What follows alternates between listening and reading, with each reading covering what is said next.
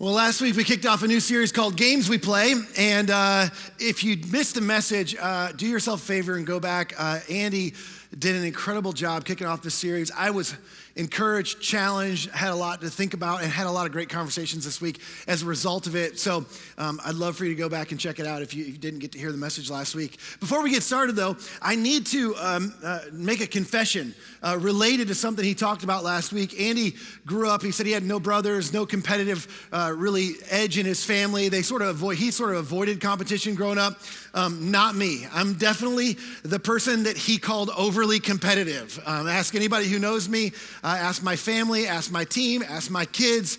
I grew up in a family of 5 competitive extroverts, and we were loud and fiercely competitive all the time. I don't let my kids win. I don't let newbies win, rookies win, weaker people win. I grew up with a youth pastor that told me, if you have to, cheat to win. So I just want to give you my background up front. I'm completely opposed, by the way, to the everyone gets a trophy thing. There are winners and losers. Can we get rid of that, by the way, in our society? Anybody for that? Rousing applause. I don't know about people watching other places at your campus or your location, if people are for that or not, but we are here at Buckhead Church. As a young leader, I did discover, though, that competition is a strength. Marcus Buckingham told me that in his book, Now Discover Your Strengths, and I sort of have leaned into that, but relationally, which is what we're talking about, the games we play in relationships, there is one arena that I discovered it's not a strength, and that is in relationships. And I was slow to learn what Andy pointed out last week is that a game when it comes to relationships, a game that requires a loser is a game nobody wins. Because when one person wins and one person loses, it creates a distance in the relationship. It creates a fracture oftentimes. And at work, for me, being overly competitive as a young leader led me to see other people on my team as competitors as opposed to partners. And that does not make a good teammate, obviously. And with friends and family, I can be critical, and it can create gaps in my relationships. And so this is something Andy says to always speak out of your weakness. So I've sort of assigned this topic. One particular game I was really good at was this one. It was the blame game. And in relationships, as you know, this can be a killer in relationships. But I got really good at convincing somebody, and some of you are good at this too, that outcomes were not my fault. And I could figure out how to argue my way out of, or reason my way out of, or explain my way out of just about anything. And I got so good at it, I convinced myself I was actually winning when I wasn't.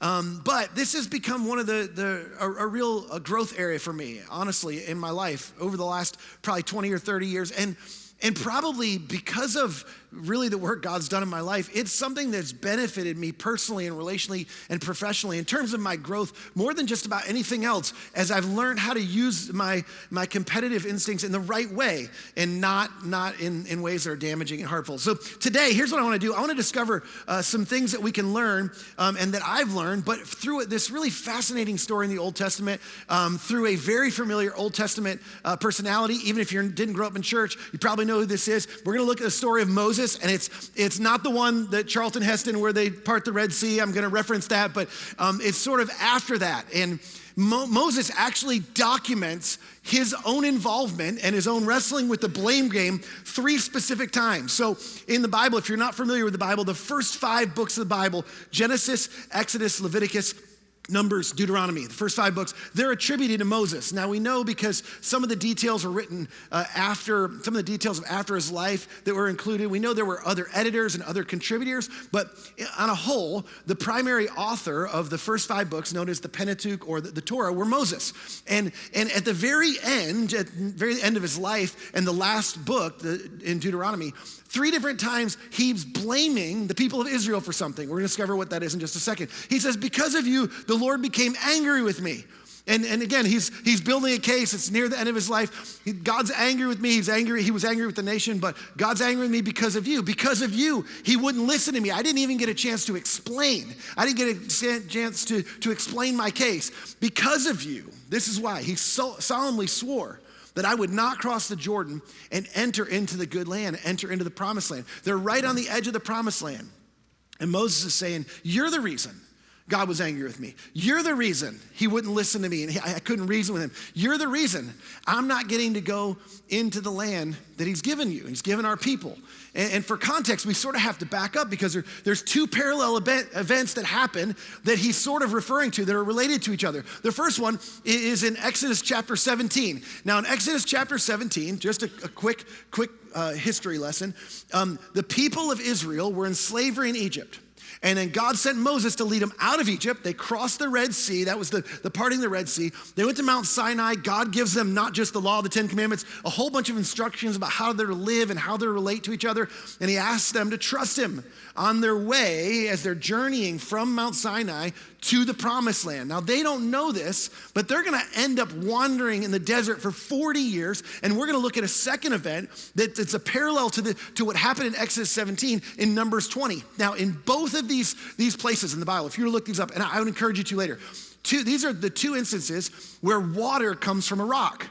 And there's 40 years between these. One is when they just set out from Mount Sinai. They're just headed out on their journey. And the other one is 40 years later as they're on the edge of the promised land. Now, in both instances, the people are grumbling and complaining against God and against Moses because they have no water. And they blame Moses specifically, probably because he's right in front of them, he's tangible. They blame him for being an incompetent and unfit leader. In fact, some of them say it would be better if we were in slavery. It'd be better if we were back in Egypt in slavery. It was better. We at least had food and water. And God's been providing for them, but here's a moment where they don't have water. And so Moses cries out to God. He doesn't know what else to do. In both instances, he cries out to God, and both times, God instructs Moses to take his staff.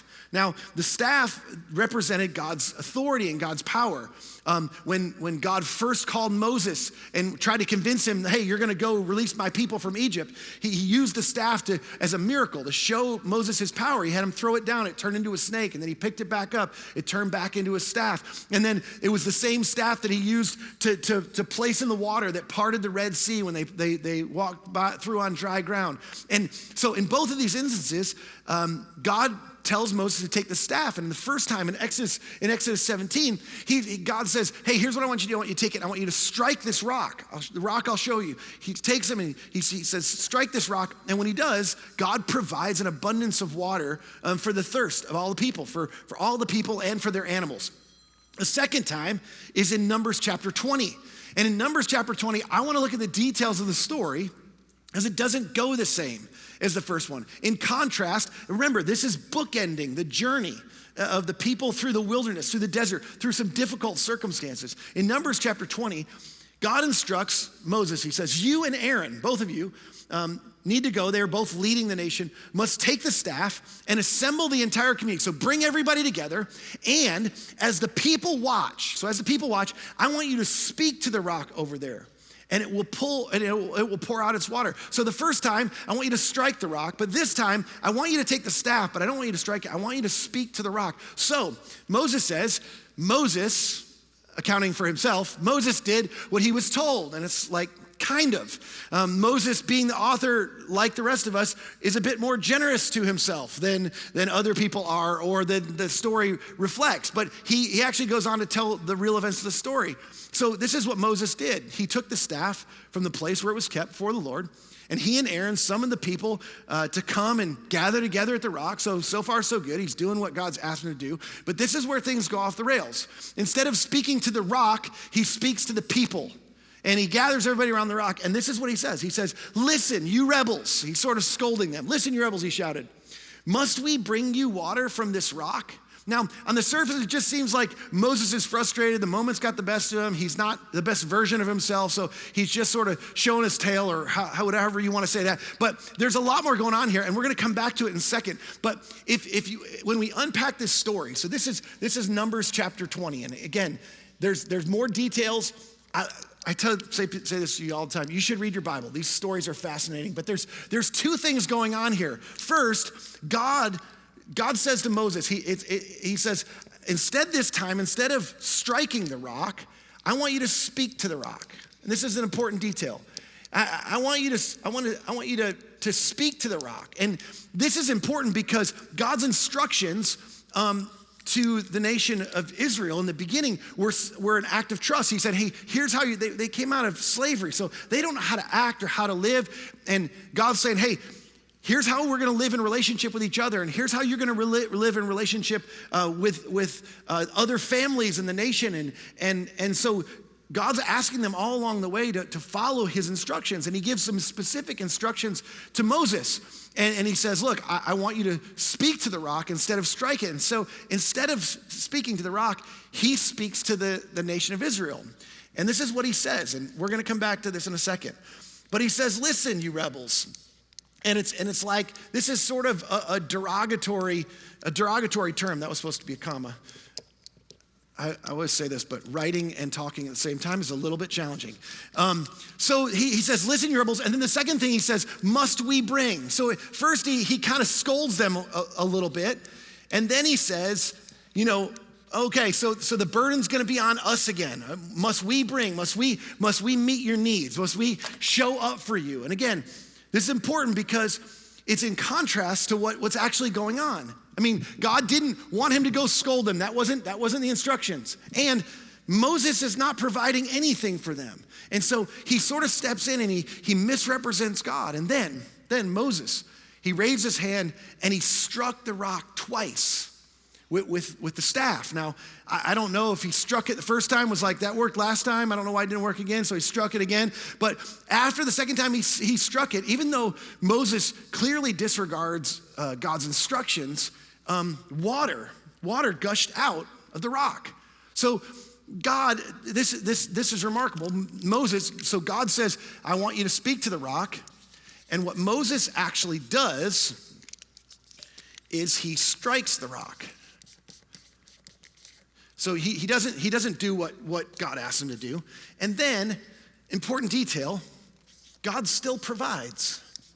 Now, I thought about this for a long time, and it's sort of strange because you would think, Moses didn't do what God asked him to do, but God's promise to provide for his people was not conditional. And my take on this is that God promised to provide for the Israelites in the wilderness, and he wasn't going to allow his reputation to be marred by Moses' disobedience. And so that's my opinion.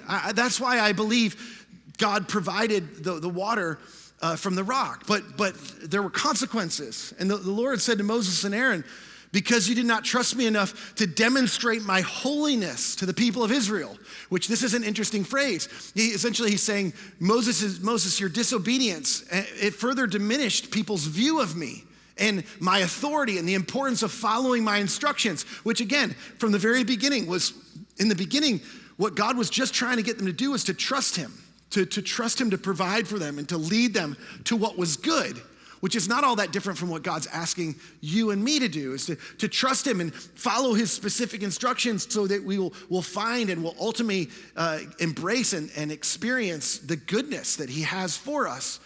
And this was serious. And it had serious consequences, which is something we're going to come back to in a minute, because the truth is when things go wrong or things go poorly, and when there are consequences, that's when we all want to blame somebody. We're looking for somebody to blame. And here's what's interesting: there weren't consequences just for Moses. In fact, the Lord said to Moses and Aaron was there, and some of you know this. Sometimes somebody else's irresponsibility or somebody else's disobedience has consequences for you, and they're consequences you have to bear, consequences you have to deal with, and it wasn't even your fault. You didn't even do anything. And that's the truth for Aaron, at least in this situation. I mean, you could say he didn't stop Moses, but he wasn't the one that struck the rock. He certainly didn't strike it twice. But God said to Moses, you and Aaron, you will not lead them into the land that I'm giving them. And so this is fascinating at this point. Moses, in Deuteronomy, he blamed the people of Israel for the reason he wasn't going into the promised land. And we discover, backing up just a little bit in Numbers chapter 20, that it was Moses' own behavior. It was Moses' own decision. Now, the point of the message today, the 1.0 version of the message today is owning up to your own mistakes, but that's not the real point of the message, because that's 1.0. You're way smarter than that. You're more advanced. You're at least 2.0, maybe 3.0, and it includes that, by the way. You should own up for your own mistakes, but that's just simple honesty. You should do what you say and say what you do. I mean, that's a good thing to live by. Do what you say what you do. But there's more going on here than this, and the biggest problem in this situation, this circumstance, and specifically with Moses, was not that he's misrepresenting the facts in Deuteronomy. That's not the problem. The problem is Moses is not taking responsibility. And that's really what the blame game is all about.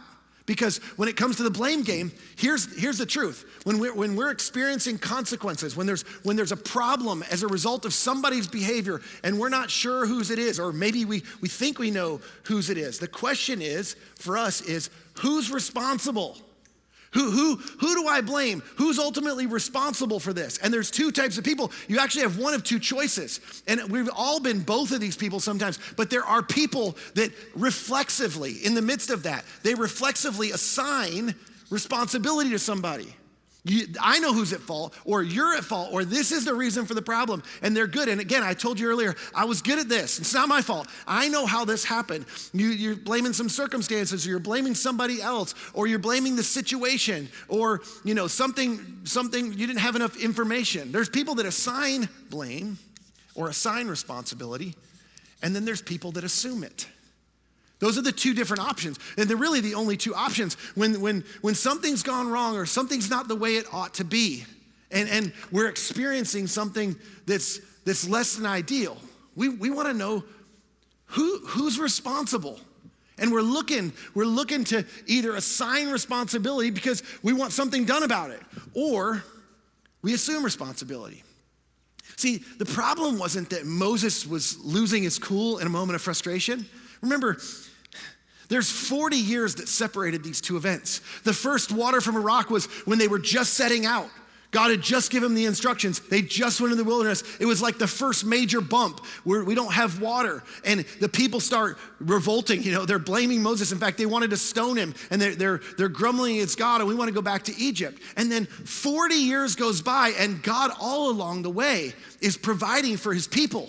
And he's not just providing water, he's providing food. There's manna falling from the sky. He provides quail for them. He provides protection versus their adversaries. I mean, there's all sorts of attacks and people that he wards off. And yet, still, from the beginning through 40 years to this place where they had gotten, where they're on the doorstep of the promised land, it seems like there's no change with the people.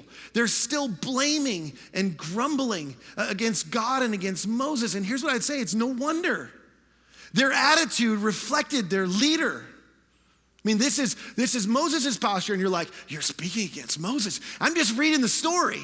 I'm like, this is what happened.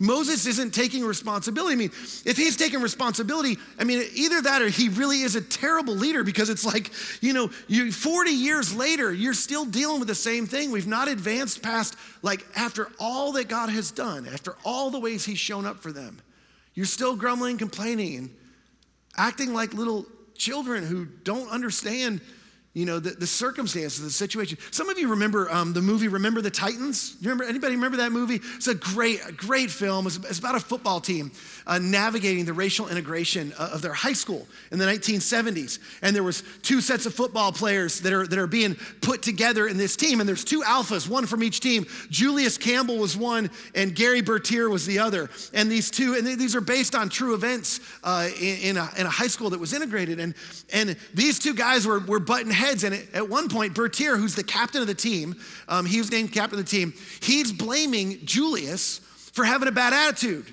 And all of Julius's buddies and all his guys that came from his team, they're following his attitude, and he's blaming him for having a bad attitude, to which Julius, I think, brilliantly responds. And this is what he says. He says, attitude reflects leadership, Captain.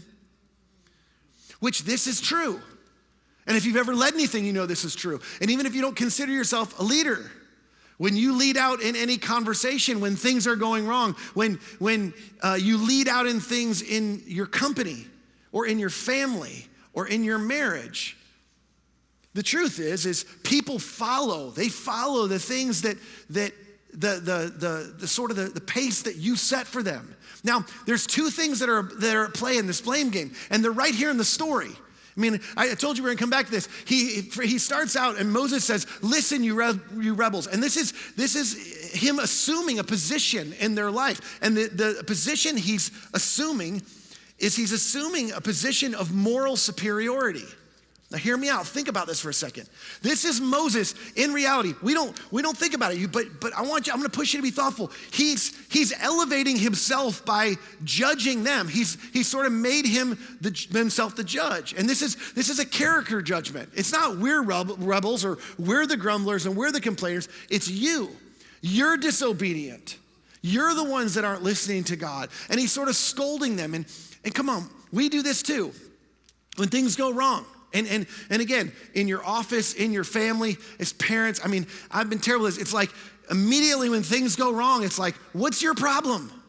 What is it's not like we don't look inward and go, now what did I do to set them off? Or what's the kind of environment I've set here? Why did they respond that way? Is there something we start out with, what's your problem? What's the matter with you? Why are you acting that way? If you weren't so fill in the blank, if you weren't so selfish, if you weren't so incompetent, if you weren't so self-indulged, if you weren't so whatever it is. And it's so easy to immediately put ourselves in a position of moral superiority. Like it's like, hey, this isn't my issue. There can't be anything wrong with me. And we don't realize it, but this is a subtle powering up in a relationship, which never goes well. And the powering up is actually to escape discomfort. The discomfort of bearing the responsibility. In fact, Brene Brown's written a lot about this. And when things go wrong, we don't want to be the one who bears the responsibility. We don't want it to be our fault. Brene Brown says it this way. This is what she says. She said, blame is simply the discharging of discomfort and pain. I love that. The discharging of discomfort and pain. When you take on the role of judge, what you're doing is you're taking this discomfort you feel of somebody's responsible, somebody's at fault. And what you do is, instead of bearing that and assuming it, you're trying to transfer. We assign it to somebody else so that we can transfer that discomfort to somebody else so that we don't have to deal with it. Not realizing all along the way, that just distances the relationship and it pushes them away. That powering up, that superiority, it's not me, it's you. It's actually a desire to remove ourselves from the discomfort that we feel because something's our fault. And you know this, assigning blame never closes a gap that exists in a relationship. It always widens the gap. If you're a leader, or you're on a team, or you're married, or you're a parent, you've seen this, you've experienced this. You've pointed your finger at somebody, you've powered up against somebody, you've assigned guilt. And what happened? There was a gap. You didn't move closer. They weren't like, oh, thank you so much. Give me a hug. Thanks for pointing that out. That I'm at fault and I'm the one to blame and this is all my fault. Thank you for giving me all that baggage and the responsibility. No, that never happens. Blame sabotages our relationships, and it sabotages our relationships with people we actually care about and relationships that we actually care about. And it's because we take this position of judge and we see ourselves or we set up ourselves to be morally superior, like we know the problem. And instead of working it out together or figuring it out, we just decide, I want to get this discomfort off my plate. The second thing that blame does is it allows us to be a victim. And it actually doesn't just allow us to be a victim, it causes us to kind of spin ourselves or spiral ourselves into a victim mentality. And this victim mentality, it's subtle. It's subtle when you see this with Moses. But when Moses strikes the rock, he strikes the rock right after he not only sort of accused them or kind of looked down on them, but he says this thing like, must we bring out? Like he's setting himself up a little bit like I'm the hero. Like I'm gonna deliver, but Moses knows full well that this is a facade. His powering up is a facade because he's not bringing water out of the rock. He knows he doesn't have the power to do that. He's positioning himself and Aaron as the victim. It's like, oh, so we're gonna have to clean up your mess again.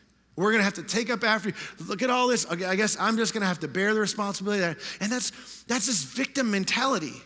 And the truth is the people's disdain for their circumstances as they've been wandering through the desert and the wilderness, which this is hard. Some of you have been in a season like this, where it's difficult. You've been in a wilderness and you're wondering, are we ever gonna get to the promised land? Is God actually gonna deliver us? Like, what's gonna happen?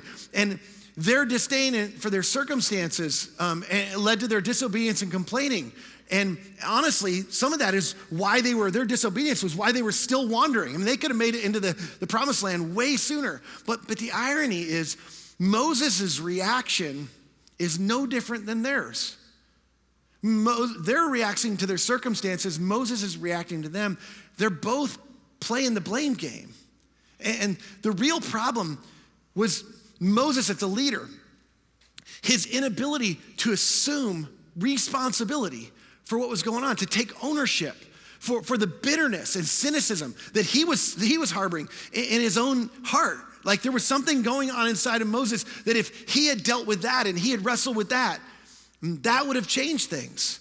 And he was bitter about the people that God had entrusted to his leadership and the situation that they were in as a people. Just to press a little further, I mean, again, and it's so easy to look back, and I'm not trying to make this about slandering Moses, but like, here's what, and you know this, weak people blame. Weak leaders blame. And in doing so, here's what happens. When they blame other people, they surrender influence. They surrender leadership.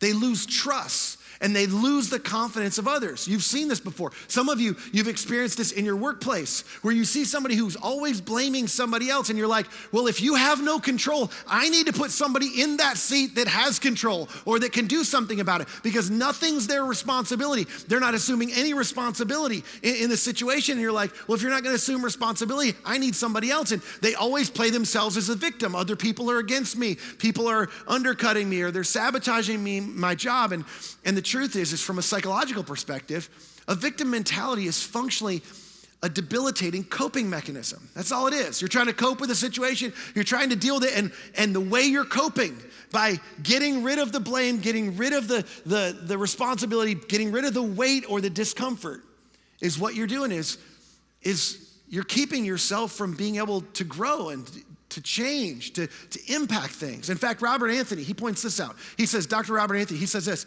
when you blame others, you give up your power to change you and to change the circumstances around you. The moment you transfer responsibility, here's what's happening. When you assign somebody else responsibility, when you transfer that responsibility, you're abdicating your power to change things.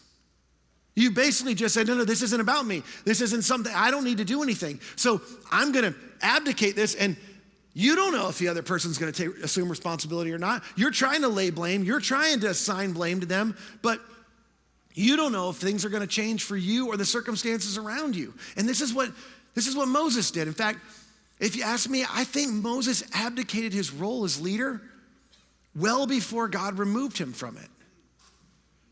Moses wasn't leading them.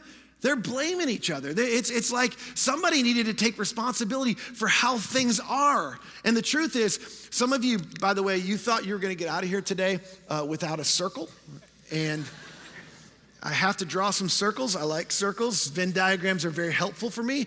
And here's the thing, these have relationship. These consequences and responsibility, they have relationship. And here's what happens. When you assign responsibility, you blame things, and you blame people, and you blame circumstances. And again, this is outside of you, but the people that choose to assume responsibility, these are people that actually change things. And you have a choice. And that's your choice. It's not about, by the way, this is not about who's at fault. This isn't a mission of guilt when you assume responsibility. That's not what this is about. But where this cross section, what happens right here, when somebody decides to assume responsibility, what happens right there in that spot is they actually become a change agent. See, things like, whose fault it is, and if I assume this, everybody's gonna think it's my fault, or that I'm guilty of something, or that this is my fault. Those are the things that lure us into the blame game. Don't let those things lure you in, sucker you into that game. Don't worry about that. That's not the point. The point is something's not right.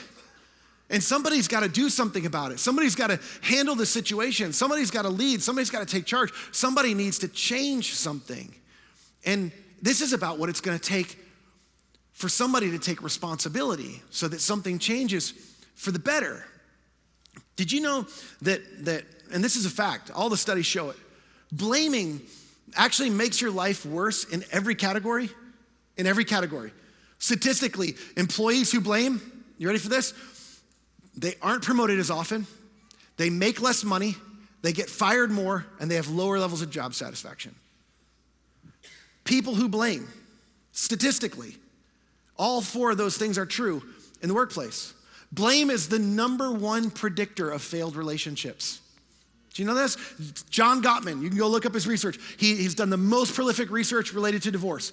Blame is a number. He basically says this, with over a 90% success rate, they could identify people's relationships who would no longer, with people that were coming in for crisis counseling, people who would not make it, basically by this. If they're blaming each other for the problem, they're pointing at each other, that is, they see the problem between them, and they're pointing at the other person, looking through the problem, going, you're the problem, and if you'll fix this, then we can have a relationship. Those relationships didn't make it. The two people that got next to each other and went, we're able to go, we have a problem over there. What are we going to do about it? Those are the relationships that succeeded. With a greater than 90% success rate, blame's the number one predictor in failed relationships. Socioeconomically, people who blame circumstances, who blame family of origin, social structures, look, that may all be valid, but those people don't advance in society, and they experience lower levels of happiness. All the studies show it. So it's like, as a friend of mine says, people who blame things rarely change things.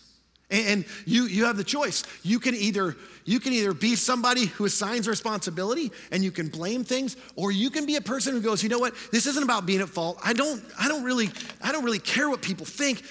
Somebody's got to do something about this. And things need to change. This is what they do. And this is the antidote. The antidote to the blame game is to embrace your ability to assume responsibility. Did you know you actually have a choice? You have the ability to assume rather than assign responsibility. Doesn't matter if it's your fault or not. It doesn't matter if you're guilty or not. It doesn't matter what the circumstance. If you want to see things change, you have to embrace your ability to assume responsibility. You know, the best leaders do that. The best partners, the best spouses, the best parents, the best roommates, they all do this. The proper way to change the world, you hear a lot of people talking about changing the world. The proper way to change the world is not to try to change the world. There's no reason to believe, just bad news for you today, there's no reason to believe you have the ability to change the world, but you can change your world. And you can work on your world. And as each of us do that, that's how you change the world. And so the question is, like, what's gone wrong? What's not going right in your world? What's something that this is a difficult circumstance. I didn't see myself in this situation. And I'm not just talking about like somebody did something that hurt your feelings. It's like, I'm not sure how to get out of this, and I'm not sure how I got into this, and it's hard to even lay blame. And I could blame a whole bunch of other things, but that's not gonna change anything. My question is, how can you take responsibility for it? What could you do, however big or small, to fix or change or bear the burden of that for yourself or for other people around you? Do you know there's remarkable and useful people doing this every day who are finding incredible purpose in assuming responsibility for things that aren't their responsibility. In fact, many of them are assuming responsibility for other people's irresponsibility. And they could play the blame game. They could play the blame game in their marriage. They could play the blame game in their office. They could play the blame game in the healthcare system. They could play the blame game in our education system. But instead, there's remarkable people in circumstances and situations that are so difficult and so challenging, and they're not assigning responsibility. They're assuming responsibility. And because of it, things are changing. They're changing inside of them, and they're changing around them. They're changing for other people who need them to show up, who need them to assume some responsibility. The best example I've seen of this in my life, and you may have seen a lot of examples of this, the best example I've seen in my life, and I'm gonna do my best to get through this, is my mom. A little over 30 years ago, I watched my mom, I was 17 years old, I watched my mom care for my dad. My dad had been diagnosed with renal cell carcinoma, and it was aggressive, and it was late stage, and it took him really fast, and he deteriorated at home right in front of us. I mean, he got to the place where he could do nothing for himself. I mean, she fed him, and she bathed him, and she clothed him, she cared for him, she took care of his sores. Like, it was really difficult to watch as a teenager, and to comprehend, and to figure out. And a little over a year ago, me and my siblings discovered, so my mom was remarried about 8 years after my dad passed away, and has been married for 20 plus years again to my stepdad. And he had a rare disease, and it looked like she was gonna face her worst nightmare again. And he came home, and there was nothing else they could do. And we actually went up to visit her a year ago, Mother's Day, and we didn't realize how difficult the situation. I remember walking in the house thinking, this reminds me of when I was 17. And me and my siblings were all like, Mom, you don't have to do this. Like, we can get help and we can get care. Like,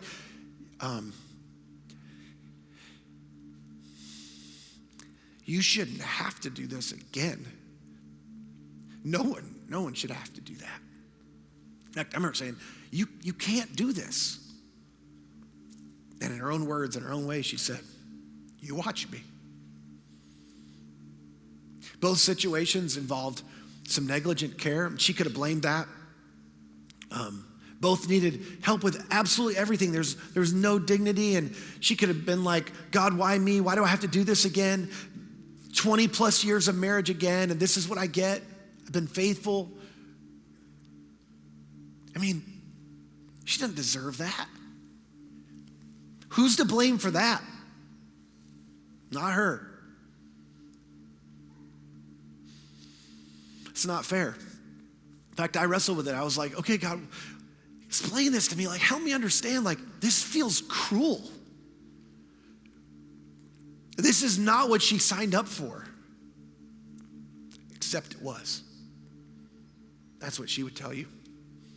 In her mind, through a daily choice every day, what she decided was, I don't know why me, but I'm gonna assume responsibility for the role that God's given me. She saw both these men as men who were entrusted to her. Think about that. She chose to take responsibility both times I was there to the very end. She was there for the very last breath for both of them at home. Now, who would do that? Who could do that? Who can bear that? And I thought about this for a long time and talked to my mom, and here's the best answer I can give you is a faithful follower of Jesus. That's who. One who embraces the power of the Holy Spirit that's in them and borrows on the strength and chooses to follow in his footsteps. Now look, I know that's not fair, but it takes away all of our excuses, doesn't it? And the truth is it's not just my mom, it's what Jesus did for us. When he humbled himself and he entered into our mess, taking responsibility for a problem that was not his fault. Here's what I learned from my mom. You know what I learned from my mom? This is remarkable. In Christ, you're stronger than things are terrible. You are. Some of you need to hear this. You came today, or you logged online, or you're watching, or you're traveling down the road, and the reality is you needed to hear this. In Christ, with his power in you, you are stronger than things are terrible. You're thinking about quitting. You're thinking you can't go on. But I want you to know you can face the worst of odds, the ugliest of atrocities, the greatest of evils, and you can overcome them by the power of Christ that lives in you. He will sustain you. Just like he did the people in the wilderness. This is amazing. 1,500 years later, the Apostle Paul is looking back and he's referring to these two instances where God provided water from the rock in the wilderness. God was always providing, always sustaining.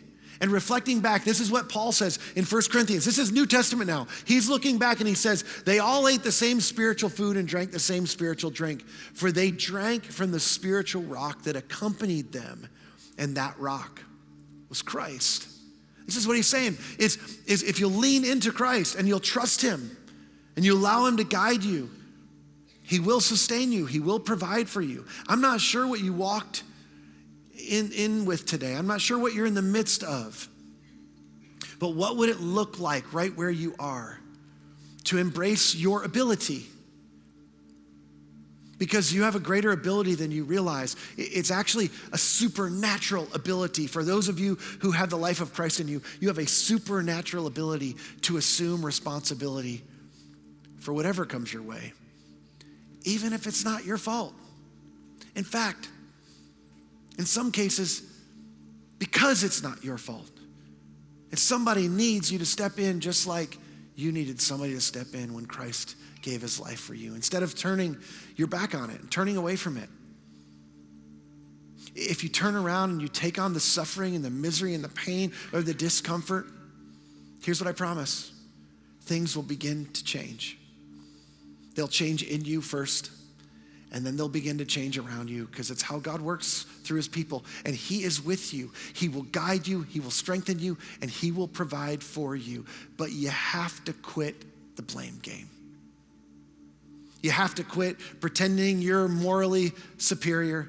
You have to quit playing the victim. And you have to assume responsibility. The choice is yours. You can participate in blaming things, or you can choose to partner with God in changing things in your life and in the world around you. Let me pray for you. God, I pray for everyone who's hearing the sound of my voice right now, wherever circumstances they're in. I pray for somebody who walked in today and their life circumstances are overwhelming. And they were thinking about quitting. They were thinking, there's no way I can go on. God, I pray that they would hear today that the truth is they can't do it on their own, but if they lean into you and they would trust you, that you're more than able to care for them and to guide them and to hold them up. Your promise is that not always that you'll provide a way out for us or that you'll take these circumstances away from us, but you promise to give us the ability to stand up under them, meaning you give us the ability to bear the burden of them, that your strength is enough for us. Your grace is enough. So I just pray for your grace and for your mercy for people who are facing things today and they're wondering if they'll ever make it to the other side of it. They're wondering if they'll ever make it to their promised land, the goodness that you've promised each one of us. I pray that somehow today they would sense your nearness. I pray for somebody who's here who's not yet chosen to trust you and they're wondering if they can make it through. I pray that whatever's stirring in their heart right now would cause them to look up and choose to want to trust you, to guide their lives, to follow in your way, to trust your son Jesus and to experience his life and your spirit come inside of them and empower them to bear whatever it is they're facing in this life. You told us in this life we'd have trouble, but that you have overcome the whole world. And so may we be people who embrace your power to be overcomers in our world. I pray it in Jesus' name. Amen.